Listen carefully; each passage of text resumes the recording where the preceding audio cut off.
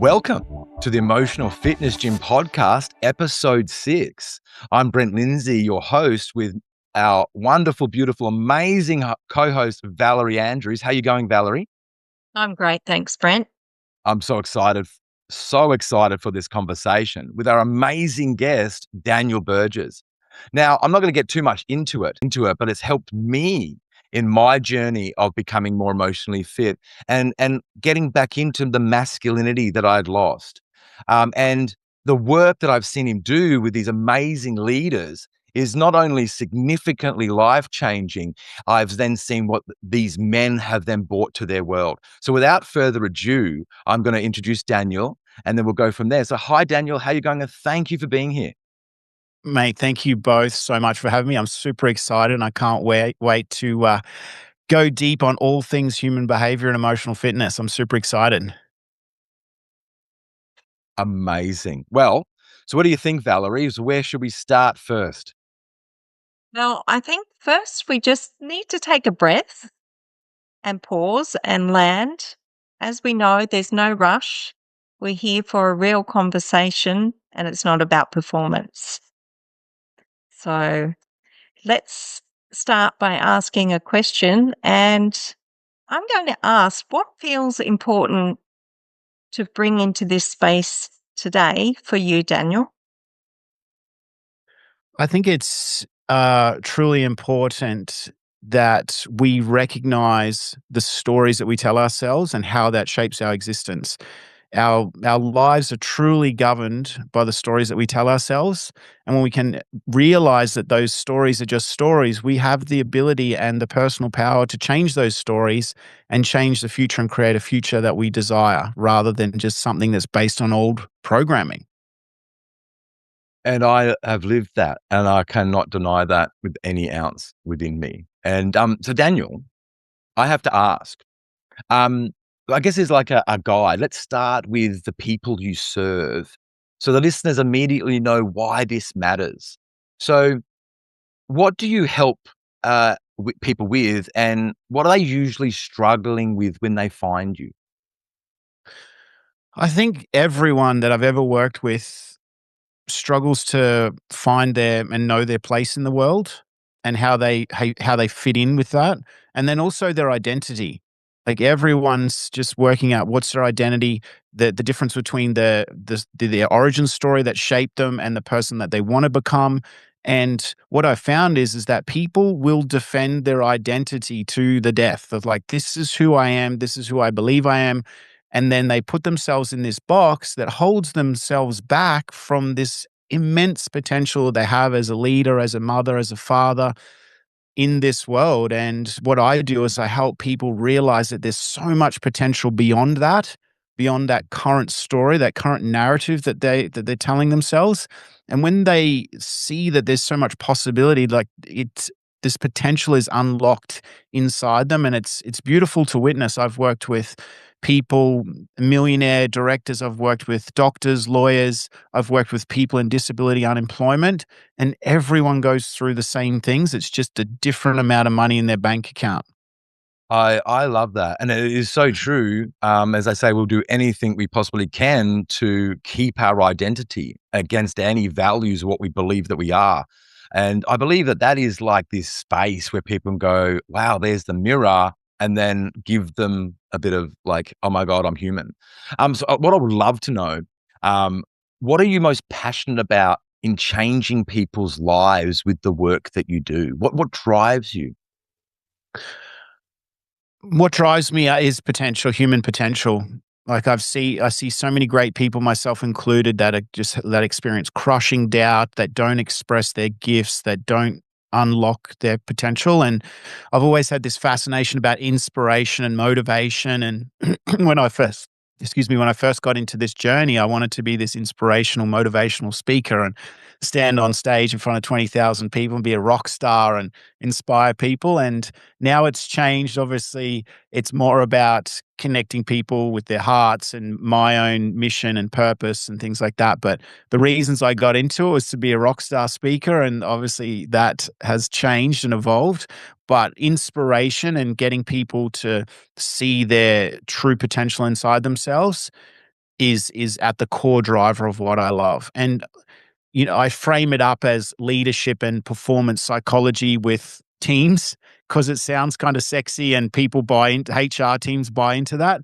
But at the core, it's just getting people to see their greatness, to remember their greatness, because we were born whole and complete, but society has convinced us otherwise, convinced us to play small, convinced us not to stick our head out too far.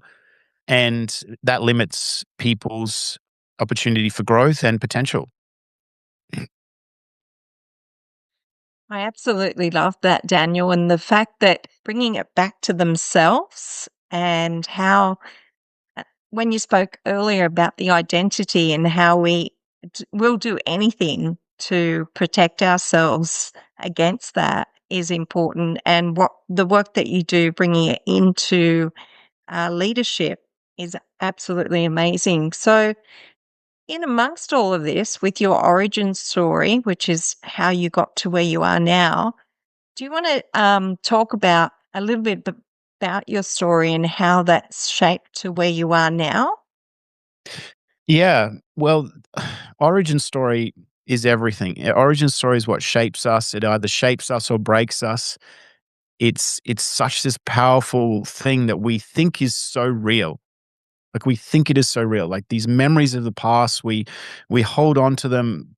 We feel it's so real. And my origin story, I think a big pivotal part of my origin story and what gave me belief in human potential, and maybe it was a little bit arrogance, maybe it was just me being young, is when I was 19, I was in a car accident that the driver drove me off a bridge, drove us off a bridge, left me paralyzed. I was trapped in a car for 2.5 hours with a shattered neck, a broken back. My leg was burning on the engine block for 2.5 hours before they could cut me out. And they told me I'd never walk again and I'd have all these injuries for excuse me, for the rest of my life. And every single person told me I was crazy. Ever said you're going to have to get used to peeing through a catheter for the rest of your life and all of these things. And I just had this, maybe it was some ridiculous self-belief, maybe it was epigenetics. And I was like, no, I'm walking out of this hospital and no one's going to tell me. And this is why I've got bolts in my head, right? I've got bolts in my head with weights to keep my spine straight. That's how shattered it was.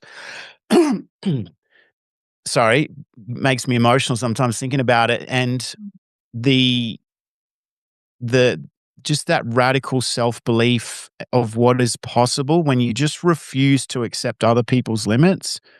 And then so that just led me on this path of personal development from a young age, because after that, after I learned to walk, I went out of hospital after a couple of months.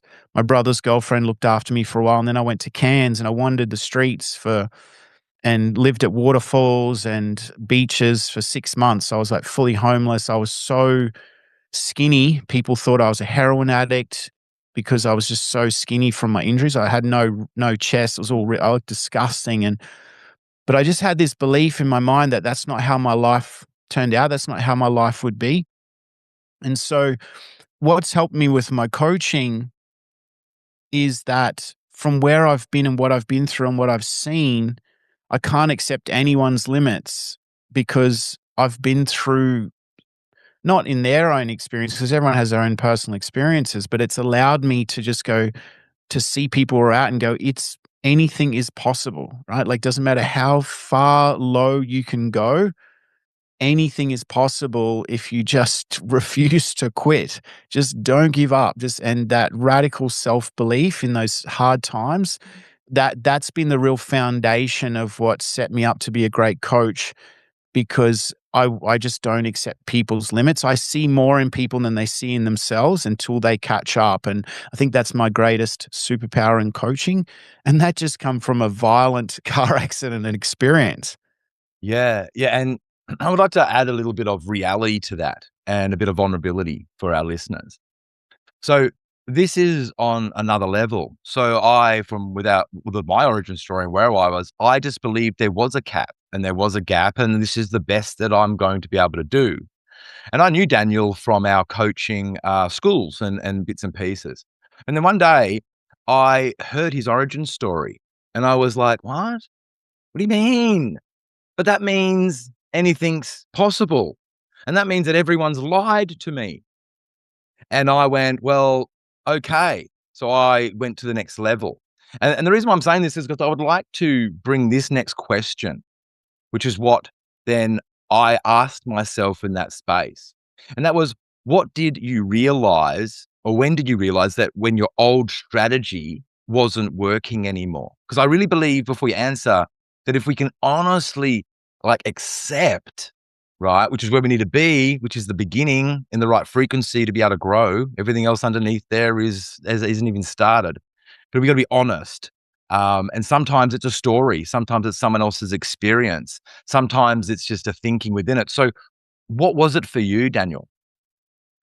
I think that there's multiple times, right? Because we're always evolving. There's multiple times. Like for me, I've had this radical self-belief, but then also in my human design, in my numerology, all of these things, self-doubt is my kryptonite, right? And then then other people, if we talk about Jungian shadow, other people's doubt projecting onto me around when I started training, when I started getting back into extreme sports and pushing the limits again after having really significant injuries. Like I got plates in my neck, bone out of my hip and in my spinal cord. Um, I've got plates in both arms, and everyone's like, "You're crazy. You can't do this, and you're going to be in a wheelchair by the time you're 40." And I was like starting to their doubts were crushing me, and that was just my doubts reflected back in them, my shadow. And I went to this physiotherapist, the only physiotherapist I actually ever went to heal my injuries. The rest of the time I was just climbing trees and swimming in the rainforest. He said to me, he said, Dan, whatever you do, he said, long as your muscles are strong, your bones will be okay. Don't listen to anyone. He said, most people that have had your injuries are dead in 10 years because their bodies atrophy, and the weight of gravity actually puts pressure on their heart and they go into cardiac arrest. And I was like, wow. So Wow.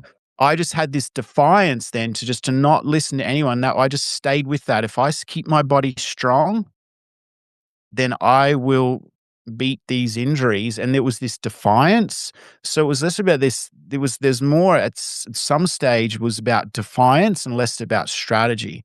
It was just like, I will not let that be my reality.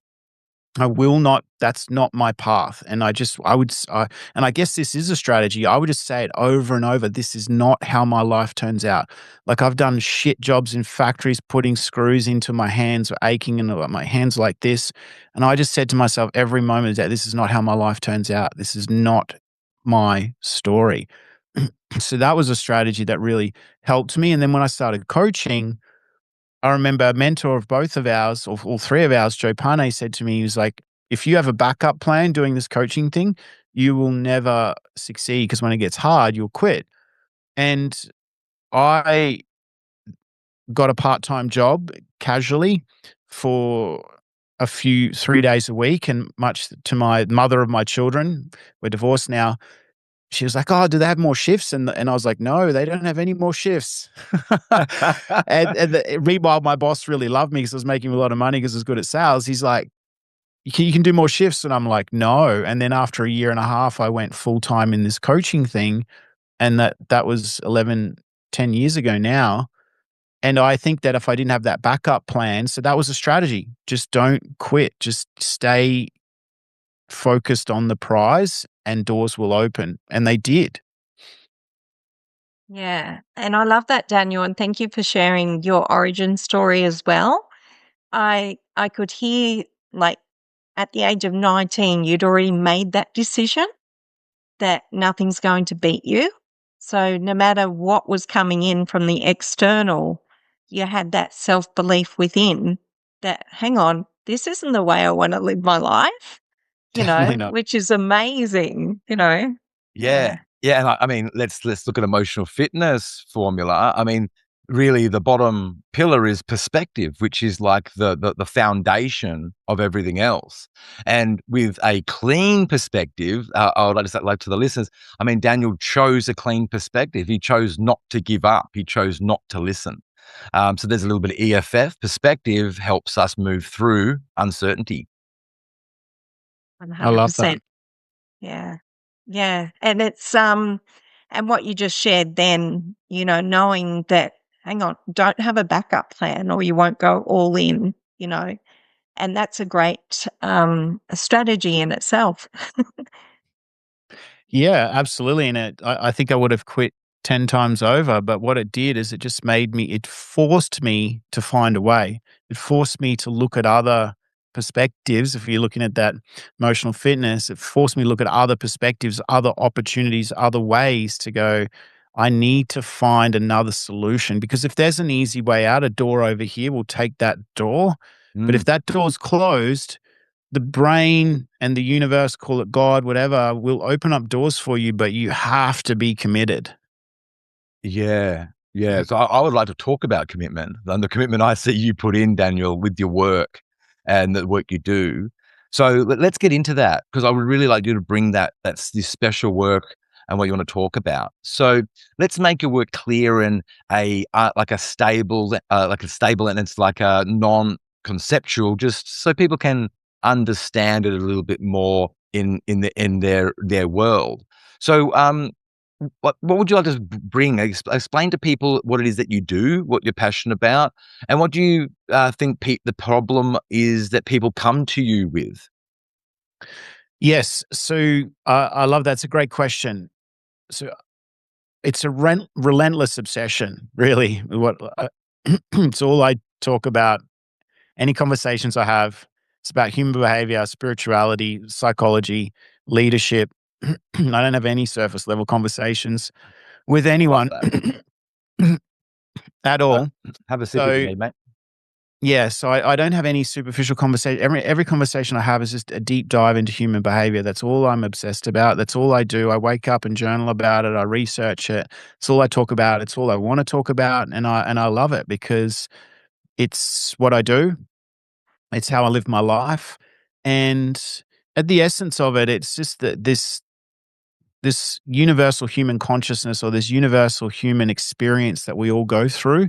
That's why when I was researching for years, I helped coaches and mentors and thought leaders and network marketers share their story for influence, impact, and profit for a long time because I was so passionate about people's stories and their life lessons. And when I was researching into this storytelling, which I thought it was just a storytelling framework, the hero's journey. But what I realized is that the hero's journey is a journey of human consciousness, this journey that we all go on as humans. And when we can understand that we're all going on the same journey through different stages at different times and it's cyclical, it helps us understand the human condition. And when we can understand what we're going through, it helps us navigate this crazy human experience. So I got really passionate about that and this arc of what the human is, and then that I was doing that for a lot of years, and then that led me down to I had this meditation once, this deep, crazy meditation out in the jungle with these shamans and stuff, and I got this message that you need to lead men out of the darkness, right? And I was coaching a lot of women at the time, and that I fully transitioned just to coaching men just like cold turkey, just I didn't coach any women for like 3.5 years. So what that did, if we talk about forcing, I was like, okay, I need to look at what's the male psychology of the experience that he has that's different to females. And that so let me down this rabbit hole of why men were resistant to personal development, why the gap is 70-30 to women doing personal development and men Mm. only 30%. And I realized that all this research led me down like psychology was based on the female brain about how they process information and how do men need to be guided and walked through the dark path. So there was this incredible unfoldment about what men go through. And that allowed me to speak to the experience that men were having because men typically wait till the house is burned down, it's all fallen apart, everything's in chaos before they seek help. Where women, they will see the signs very early on and then start to change and grow. And that's why men and women typically later in life will, especially in relationships, there'll be a divide. Yeah, yeah. And I love what you just said about the difference between men and women and how we think. However, in my own personal experience, I'm going to be vulnerable here. Until you're willing, like you said earlier, until you're willing to make that change, all that information is going to go nowhere.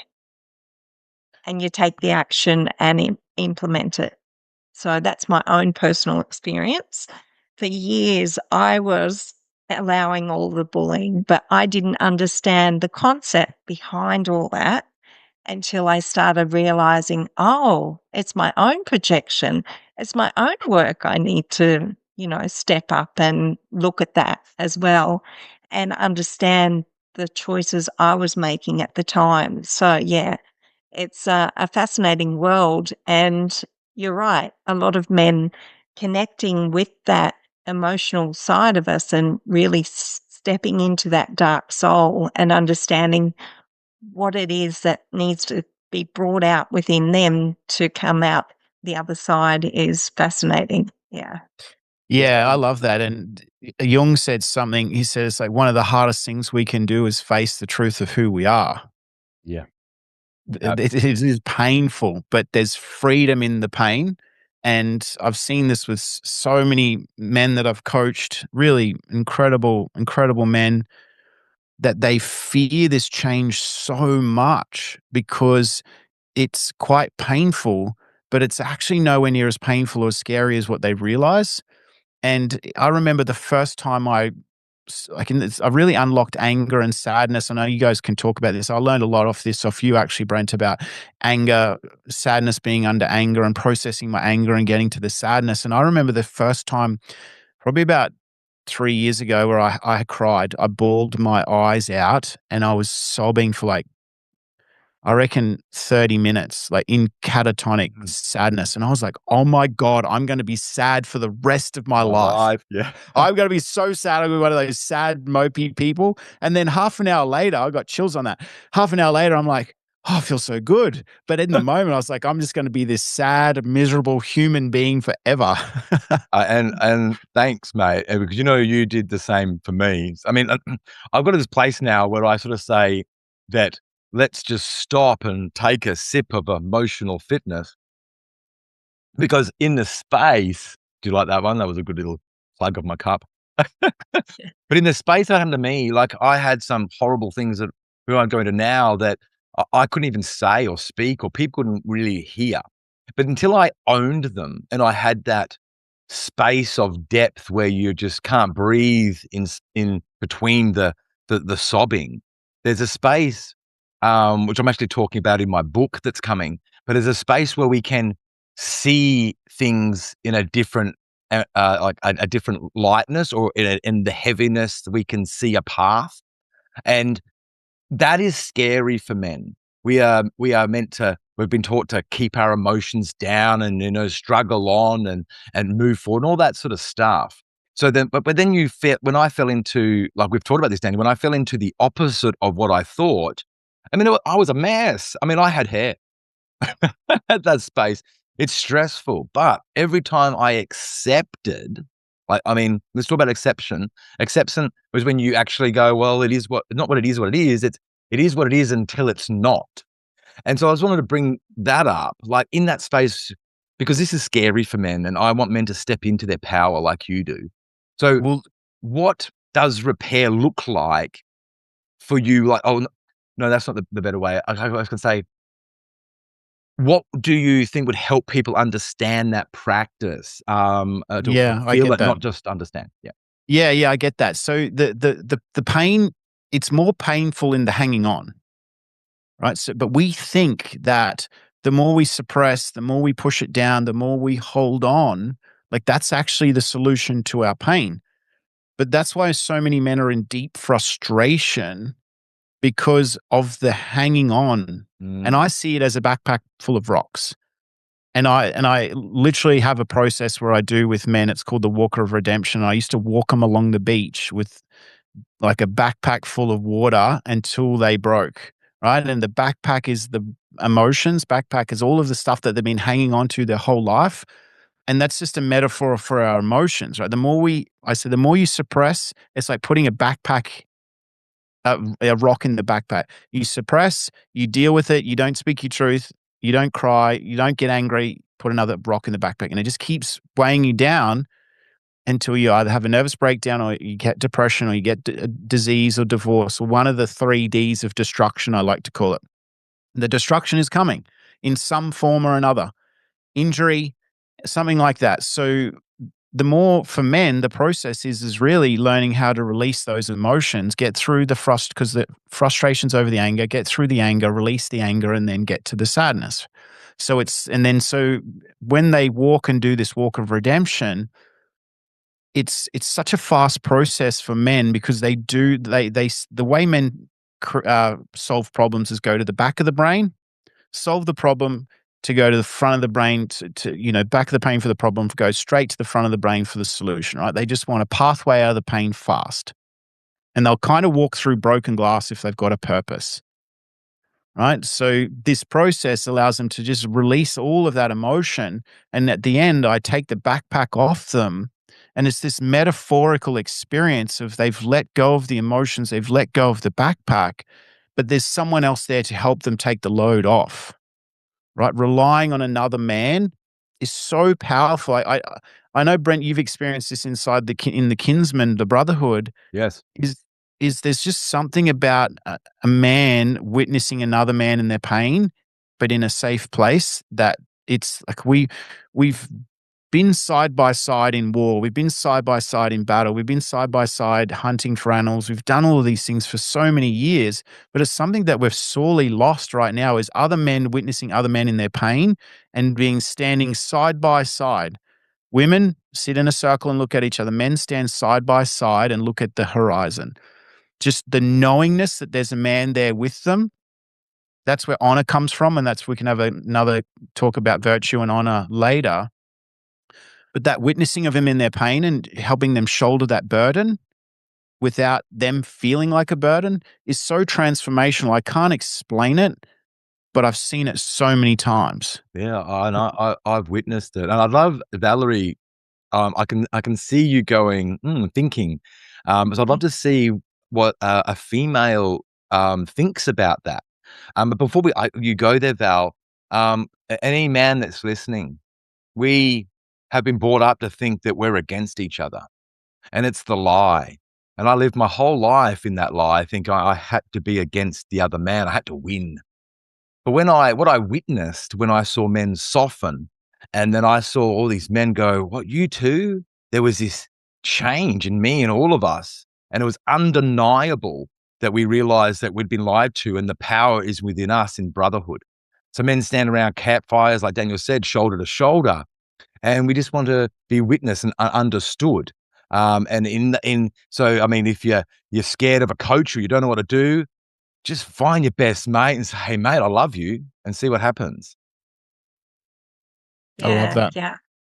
Yeah. And a lot, you asked Brent earlier what I thought about, the men standing together and being witnessed. I think that's truly one of the most powerful, um, pivotal points a man could be in. And I guess coming back to that, a lot of men, like you said, they think they need to be in their ego. They think they need to be the survive, like go out there and hunt and do all these things. However, being present with themselves is probably one of the biggest gifts a man could ever receive, is being present with themselves and really going in that safe space with somebody who can lead them that way. And I've heard about your work, Daniel, what you've done in the Kinsman with the men, and it sounds truly magnificent and powerful, and the transformations that have come through that. And a lot more men, I believe, need the work that you do personally. Yeah. Thank you. Yeah, they definitely do, and it's something. And I mean, there's lots more men's groups out there. There's lots more awareness around this. There's a lot more awareness around men's suicide. All of these, like it's becoming more known. But the inherent thing is like men don't want to be a burden. Like they don't like we're conditioned not to be a burden, because if we're a burden, we have no value, right? And I So mean, it's changing that stigma around it's not a burden to reach out for help. It's not a burden to be supported by your brothers or to reach out for help. The burden is hanging on to it because that's destructive. It's destructive for your kids. It's destructive for your wife. It's destructive for yourself. Number one, you can't lead properly if you're just shouldering it all yourself.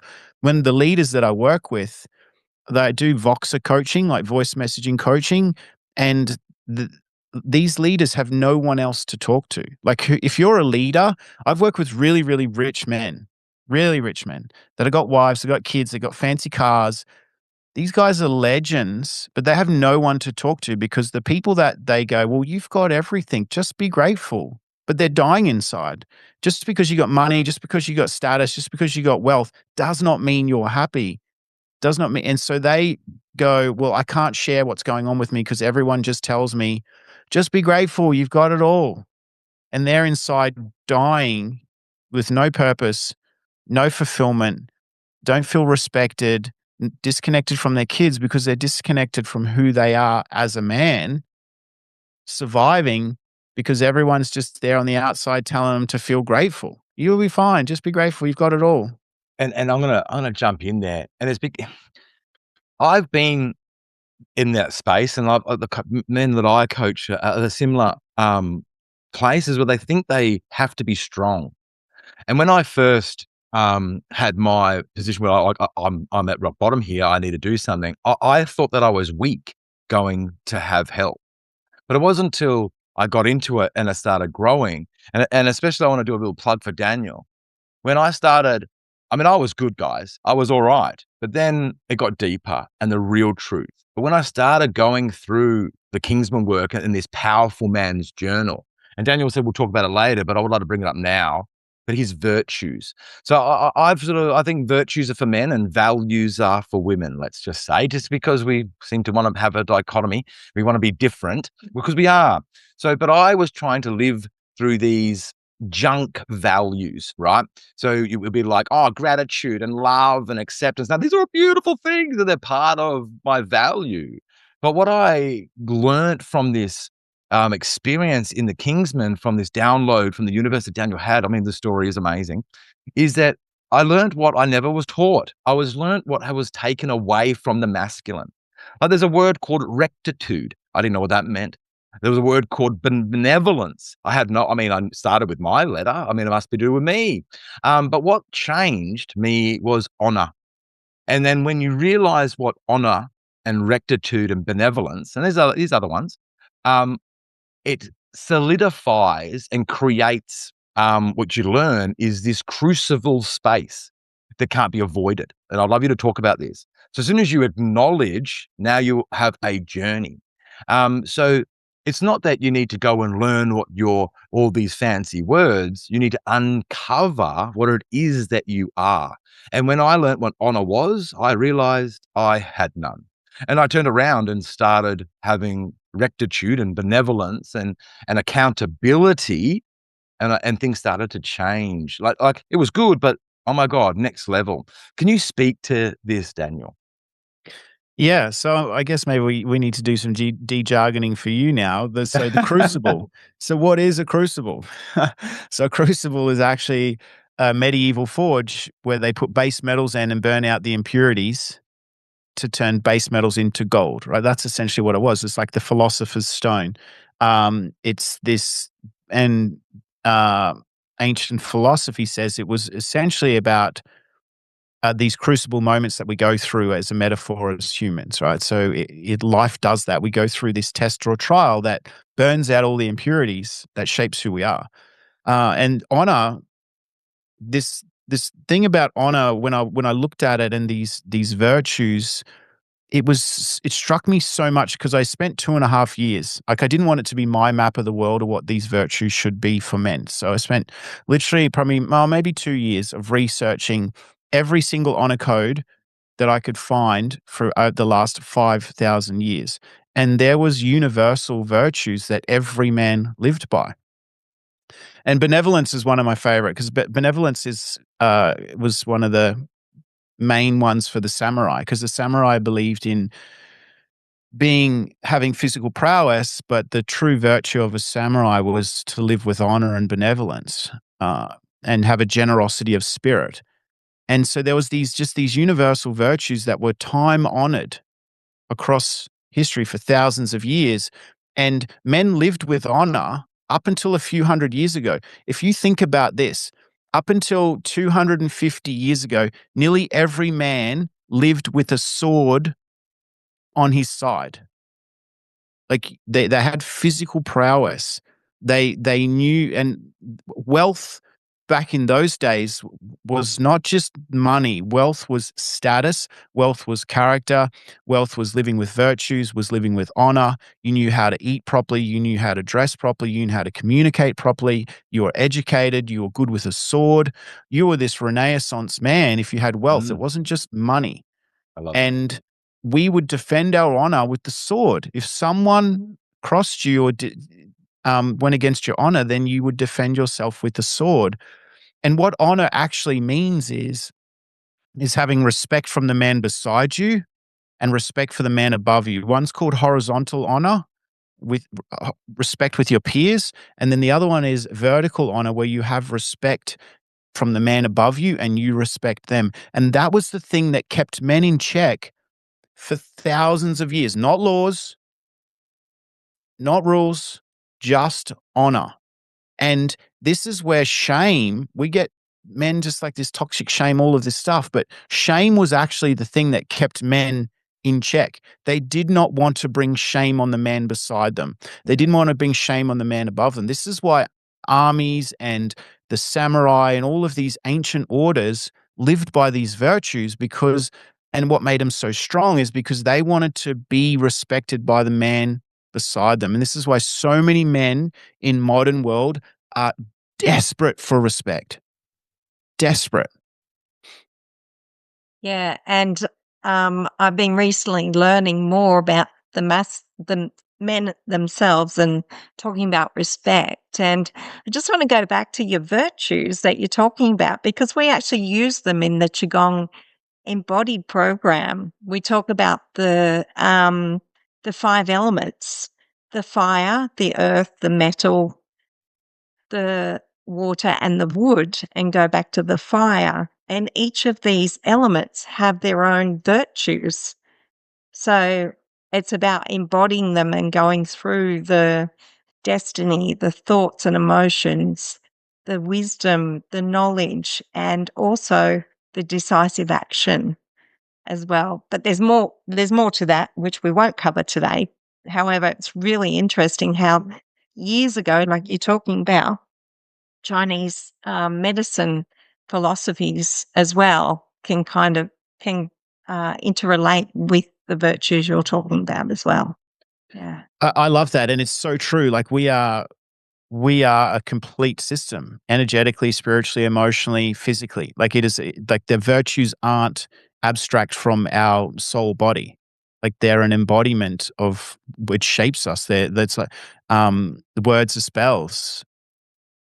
They shape us, right? Like there's so much play on language and fear in this world because it's the weaponization of language.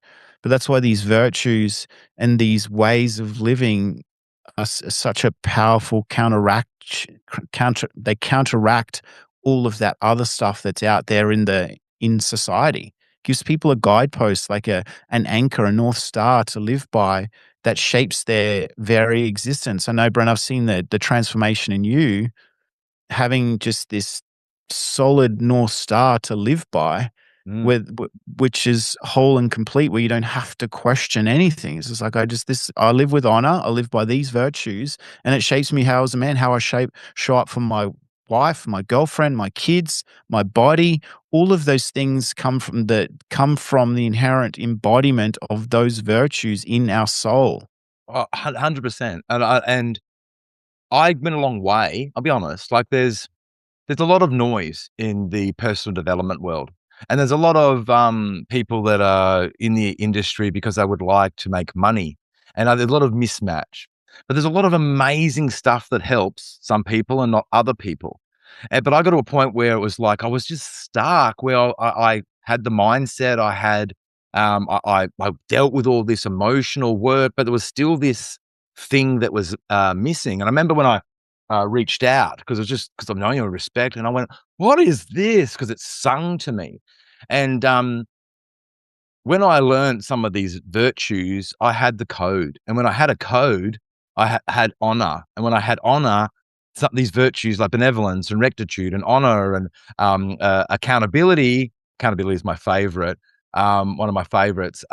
Made a change because I had a script that I could believe in, that I felt my great grandfathers were tightening my belt with, sharpening my bow. This is a loose statement, and like, it's not to make anyone unhappy at all, but I really feel that the coaching industry is very feminine. It's very feminine based, and it sort of is, and it's missing this little bit of what where you've created here, and this whole toxic masculinity bullshit is not helping anyone. Because what really the industry is pulling is people back together, back to self, but our external world is trying to separate us.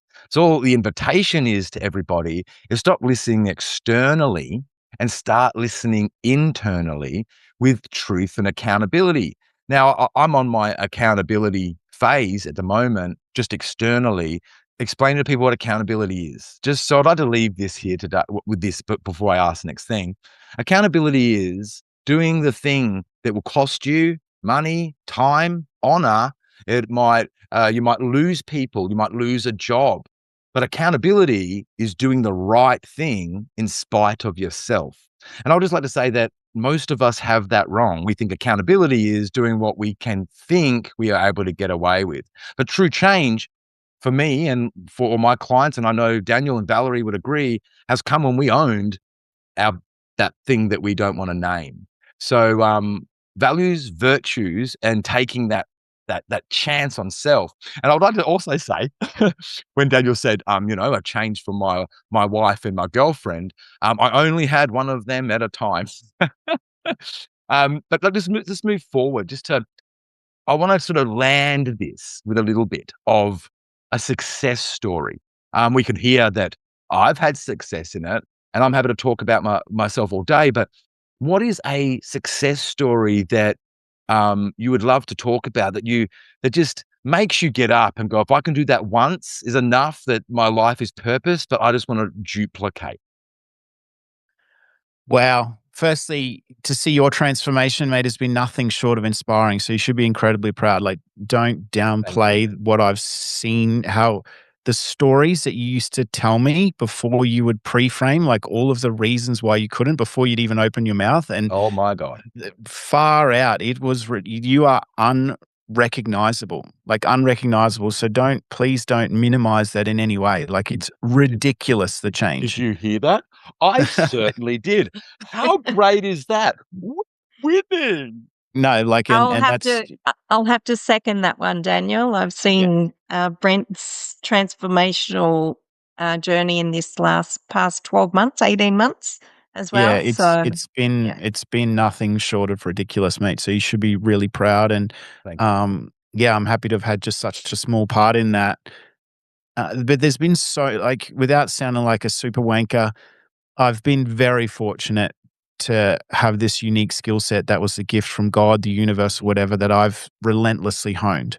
Mm. And there's been so many success stories that, yes, I can take a small part of the credit for. I'm a small part of the journey, and it's been wonderful. The one that comes to mind is probably, and there's been so many. I've spoke to high school students, and they've said I'm the most inspirational person they've ever seen, and it's encouraged me to chase my dreams. And I've coached men that they've been disconnected for their wives. They haven't been intimate in 12 months, to reconnecting with the kids, to reconnecting with their wives, and becoming intimate again and being connected and on purpose, and not. And I've helped people through injury. I coached this young guy who was depressed, hadn't left his room in 6 months, to a multiple six-figure role.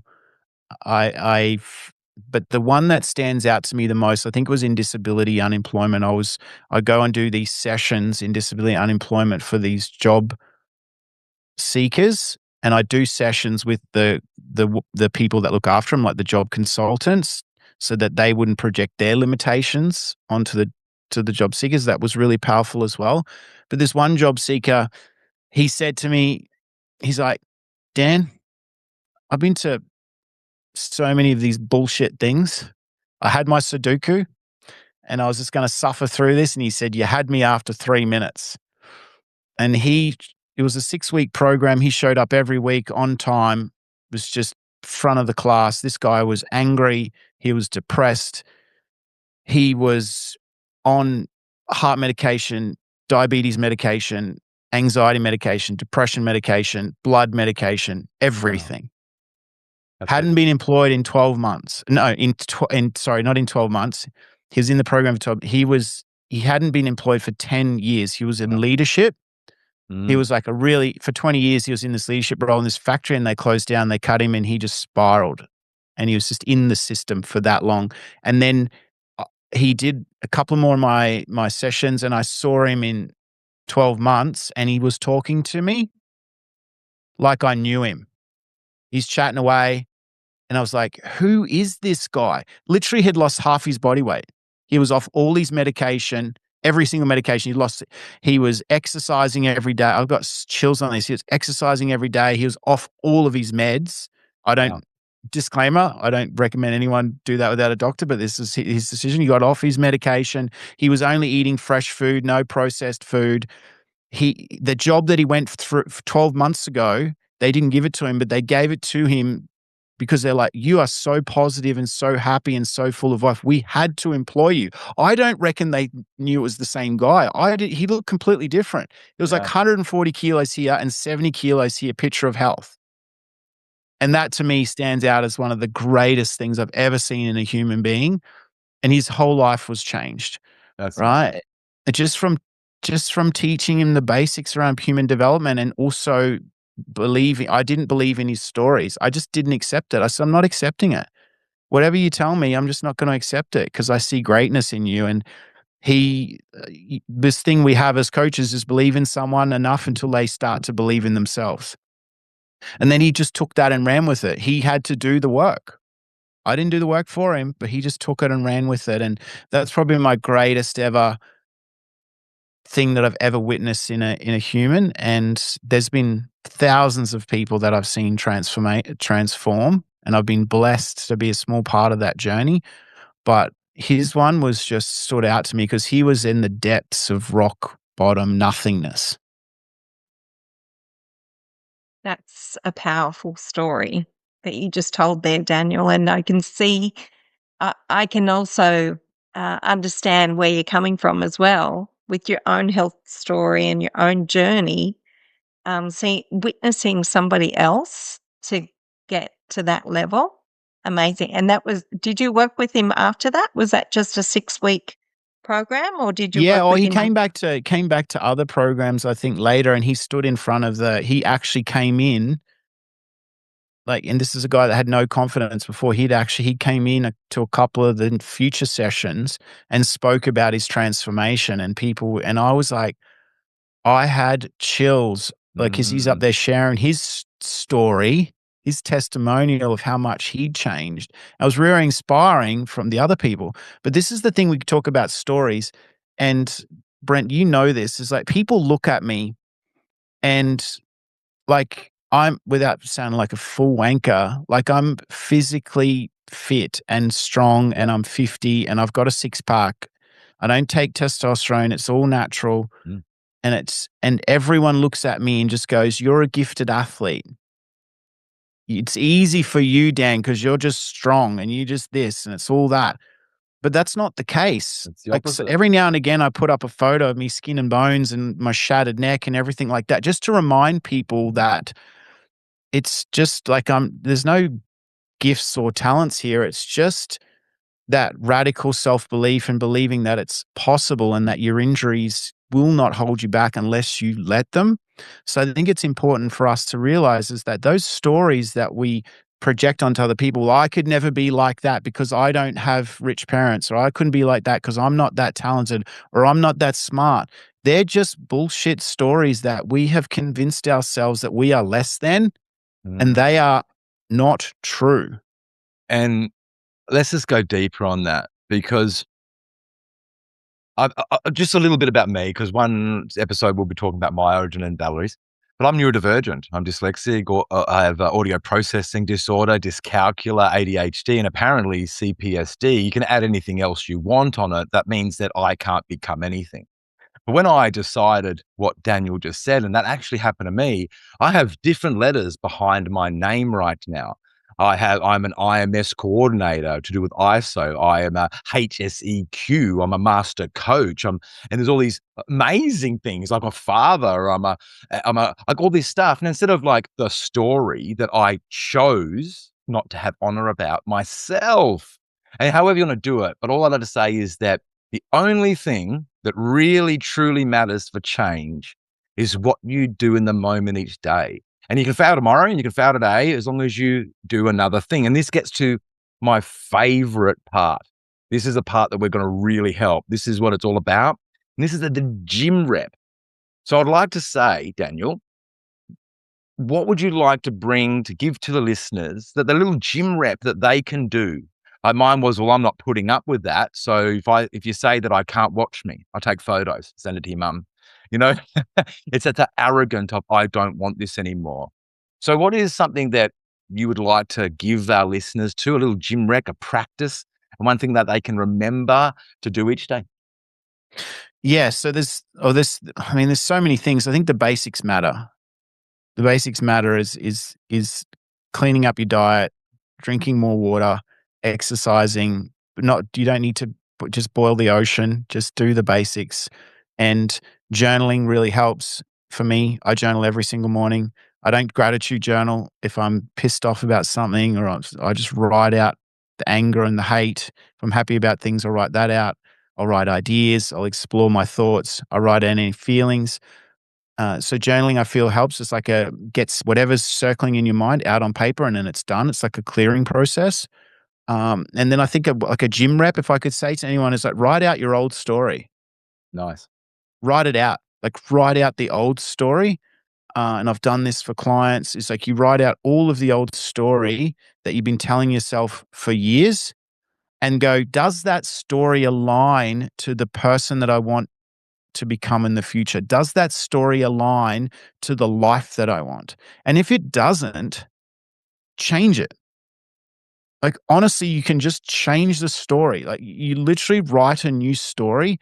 And in the Bible, it says, act as if, then so shall it be. If you start acting like that person in that story, I guarantee you in 12 months, you will become that person. Mm. I guarantee it. I've seen it hundreds of times. And you just repetition after repetition go, I'm becoming that person. I think like them. I act like them. I want to look like them. And eventually the universe catches up and you become that person. It is unbelievable. It certainly does. Like, Valerie, we talk about this. I mean, how many times do we go, I don't actually believe, do you believe you're one being? And like, I have to tell someone to check in. Every now and then I ring up Daniel and go, thanks, man. I just found a new me. How's that for you, Val? Yeah, no, it's great. I agree with what you've said, Daniel, and yeah, just step into that person. Like, let go of the old story, write a new one, and step into that person, or even find someone that you are inspired by and follow their mission or dream or purpose. And yeah, if that's who you want to be, then go for it. That's all I have to say on that one. I really We're like that, Val. constantly keeping up with who we're becoming, right? It's Yeah. about keeping up with who we're becoming. You get Well, to choose who that is. yeah, well, and what I like you there is borrow somebody else. I certainly did. I certainly borrowed people until I found what it was for me. Um, And Daniel, as I say, mate, like, I have so much respect for you, and I am thanking you for every man that you know you've helped and every man that you haven't realized but is listening. And I would like to thank you for your boys for not giving up and putting a line in the sand like I did and said, things must change and I'm going to be better. And relentlessly in the education pursuit of knowing thyself, which you always hear me say is a privilege of a lifetime. So I'd like to say thank you for the privilege of being able to understand and get to know you better. You are welcome to come on the show anytime. And before we sort of go to the closing and the integration, a bit of a thing that I'll leave with Valerie, is there a bit of an offer or anything you'd like to leave? Because we have a bit of a links and stuff in the community of the YouTube video. But yeah. Yeah, absolutely. I've got a process that I created. It's called the 12 Journeys, and what it does, it's helps people unlock their story and their life lessons and what they stand for.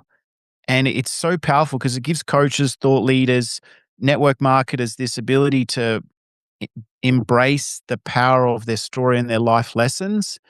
And it's got 52 cards in the card deck, and there's message cards, there's archetype cards, there's the whole hero's journey. It's like this structured process, and I've got the cards and the workbook and the instructions, plus a half an hour one-on-one session with me. And I've done this hundreds of times with coaches and leaders, and there's so much power and it's a cathartic process as well when you map out your story to realize it's like far out. I've been through some stuff. And when people realize what they've been through, because we have short memories as humans, we forget. And I've done this in corporate trainings which is a small storytelling process of what they learned, what they went through. And there is not a dry eye in the place. And this is in corporate settings. So people realize it's like, oh my God, I didn't realize how strong I was. I didn't realize those lessons that I'd learned that I'd forgotten. And it's a very healing and empowering process. So yeah, love to offer that to everyone, and it's something that's not, it's for influence, impact, and for profit as well, because we need to be gainfully employed. So it helps us with that as well. That's amazing. And before we get to the last segment, we will have some links and some availability to contact Daniel and all his information. And if you are a man or you are a woman with a man and you believe that there may be some value in here, I recommend reaching out to Daniel and hold your pain in your hand and find a man to stand beside, to witness, to help you stand up in your own honor so you can be the best man for all your people you love, for yourself, and for the world. Now, I'd just like to hand it over to Valerie to have a little bit of speak on that. But thank you, Daniel. I appreciate everything you do. Yeah, thank you both so much for the conversation, having me on. I absolutely loved it, and yeah, I think it's an incredible thing that you've created. Oh, thank you so much, Daniel, for jumping on. Really, really appreciate it. And if anyone is interested in that offer, I remember doing one of your trainings back in the day, Daniel, with the with the actual origin story, and it was truly remarkable and powerful. So I can only imagine how much more is added to it with the cards on top of that. So thank you so much for joining us. And yes, um, as Brent just said, we've come to a closing with Daniel. However, if he wants to come back at any time, you're more than welcome. So I want to say thank you to everyone that's listening to this podcast. Follow, subscribe, and like, and share it with anybody else that's in your world. And thank you from me. And we look forward to seeing you on the next episode. So thank you. We'll see you in the gym.